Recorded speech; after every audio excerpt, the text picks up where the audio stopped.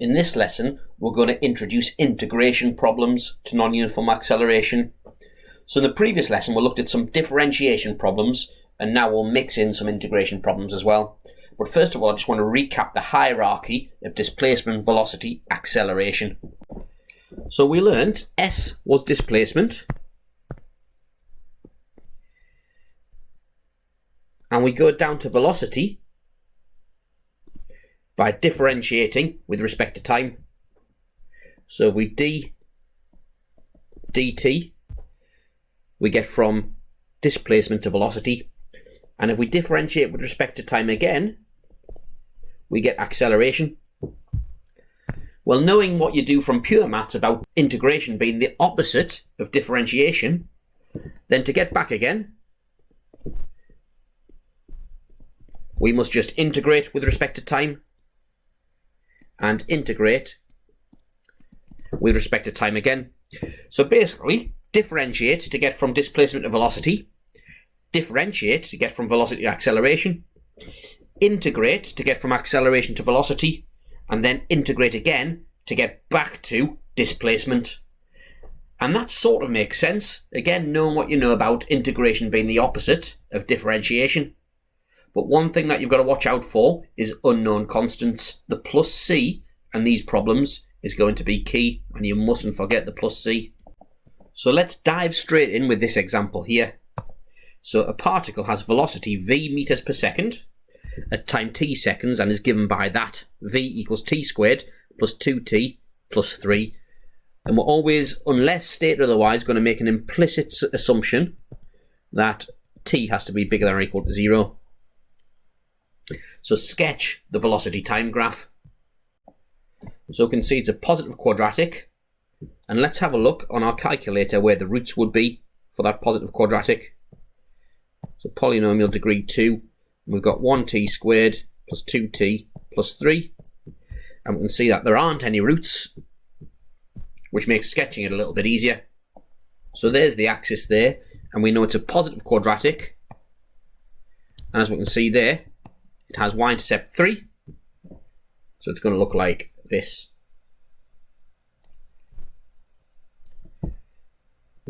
And there's the velocity time graph. So now it says part B, given that the particle initially has displacement 4 meters, find an expression for the displacement s meters in terms of t. Well, remember, to get from velocity, which we've got, up to displacement, we integrate with respect to t. So displacement equals the integral of t squared plus 2t plus 3 with respect to t, which is, so t cubed over 3 plus 2t squared over 2, that's t squared, plus 3t, and you must not forget the plus c. That's really important, and that's why this information here has been given, so that we can find the value of the plus c. And you must, to get the marks, acknowledge this in an exam, you mustn't forget the plus c. So at t equals 0, that's initially, we know that s equals 4. So that means that 4 equals, and we've got 0t cubed over 3 plus 0t squared plus 0t, like that. So c equals 4. Therefore, the displacement is t cubed over 3 plus t squared plus 3t, and we know that c was 4. So there is our expression for the displacement. Part C, calculate the distance travelled by the particle between t equals 2 and t equals 3. So this is really important when it's talking about distance travel. Notice it hasn't said displacement. Now remember back to your velocity time graph work. Remember that in the velocity time graph, the displacement is represented by the area between the curve and the x-axis.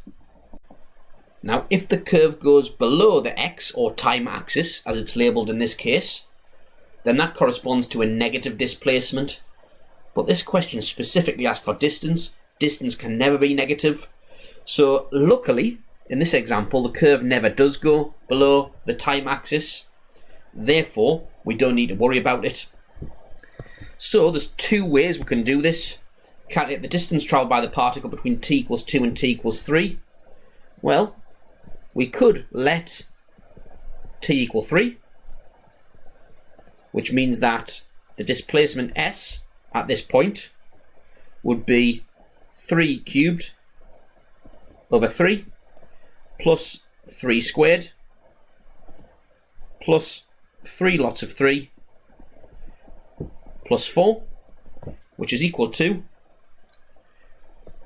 so let's put 3 in the answer button, so we've got answer cubed over 3 plus answer squared plus 3 answer plus 4 equals 31. Now t equals 2,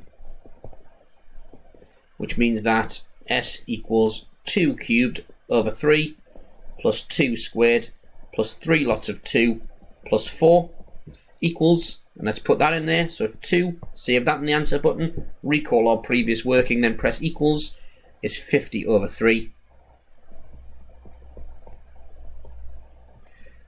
Therefore the distance, because this never goes negative, because this graph never goes negative, equals the difference between the two.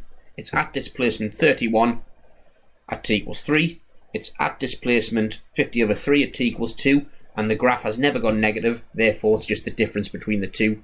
So take 50 over 3, which is equal to, so 31, take the answer, which was 50 over 3, is 43 over 3 meters is the distance travelled. Now we could have done it a bit differently if we wanted. So between t equals 2 and t equals 3, remember in a velocity time graph, the area between the curve and the axis represents distance travelled, provided that it's positive. So what we could have actually done, just as an alternative, or we could have done the integral between 3 and 2 of our expression for velocity. So that is the integral between 3 and 2 of t squared plus 2t plus 3 with respect to t. And just putting that in our calculator for quickness, the integral between 3 and 2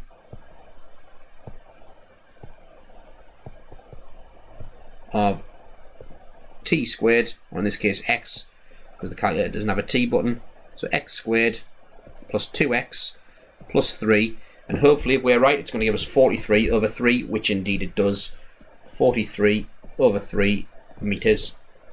So key points to take away: area under a velocity time graph between the curve and the axis is the displacement. Watch out if the displacement goes negative, i.e. if the velocity time curve goes under the time axis.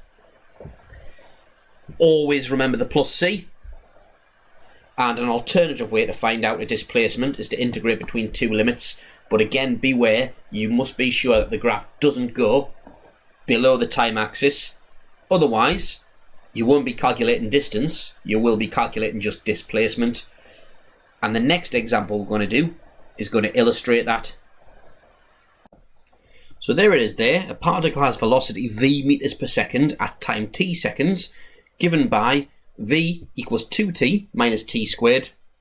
So the first thing it's asked us to do is sketch the velocity time graph for time between 0 and 4 seconds. So you might want to pause that and have a go at it yourself.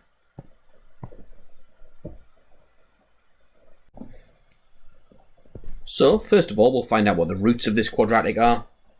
So 2t minus t squared equals 0, which means that if we factorise it, t, 2 minus t equals 0, which means that t is 0, or t equals 2.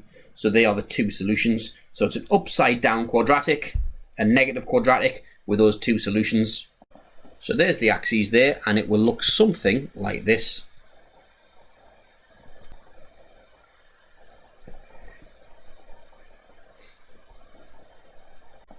So there it is, a sketch of the velocity time graph. So part B, calculate the displacement of the particle at time t equals 4 seconds. So remember, displacement is the integral between two limits in a velocity time graph. So it takes into account that some of the area is under the graph, so subtracts it. So for displacement, we do want to subtract the negative areas. So part B, calculate the displacement of the particle at time t equals 4 seconds. Well, we're going to do that simply by integrating between 4 and 0 the expression for t, like this.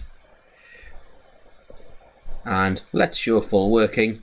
So 2t squared over 2, which is t squared, minus t cubed over 3, between 4 and 0, which is equal to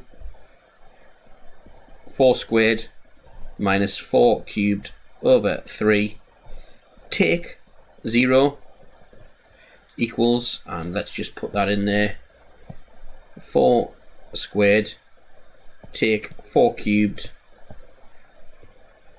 over 3, which is equal to minus 16 over 3 meters. Remember, units are important. So what we're saying here is we've travelled further back. There's more negative area here than there is positive, so much so that the displacement by the end of this is minus 16 over 3. So moving in the positive direction, and then we change to moving in the negative direction, and there's more negative motion than positive motion, leaving us with a displacement of minus 16 over 3. Part C, calculate the distance travelled by the particle in the first 4 seconds of motion. Well, actually, here you need to remember that distance can never be negative. So what we're going to do, we're going to take this area, make sure it's positive, which it will be, and this separate area under, and make it positive and add them together. Even though we're travelling backwards, we're still travelling a distance, which is a positive number. And that's the difference again between distance and displacement. Distance is always positive. So we have two separate integrals to do, one between 2 and 0 and one between 4 and 2. So let's do that, and we'll use our calculator this time just to speed things up. If the question said show detailed reasoning, you do it longhand.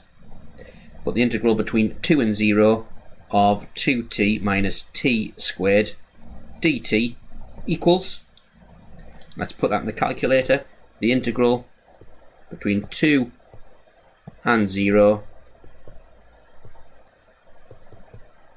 of, in this case we haven't got t's in the calculator, it's x's, so 2x minus x squared dx equals 4/3, and then the integral between 4 and 2 of the same equals,